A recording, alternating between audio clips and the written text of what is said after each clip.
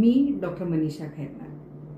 तर आमच्या प्रॅक्टिसमध्ये जेव्हा आम्ही मेडिसिन्स वापरतो तर हे एक सर्रास काही गोळ्या औषधं लिहून देणं हे असं चाललेलं असतं.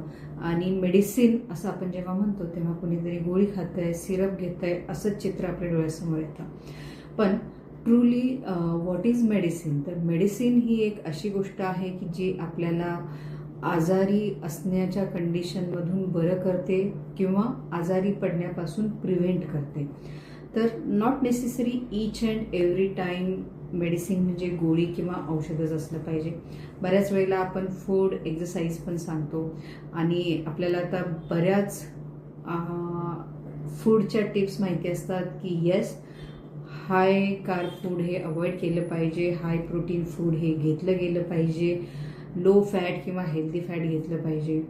व्यायामाच्या बाबतीत जर पाहिलं तर नियमित व्यायाम केला पाहिजे, वॉकिंग केलं पाहिजे. ह्या सगळ्या गोष्टी आपण ऐकत असतो, फॉलो करत असतो.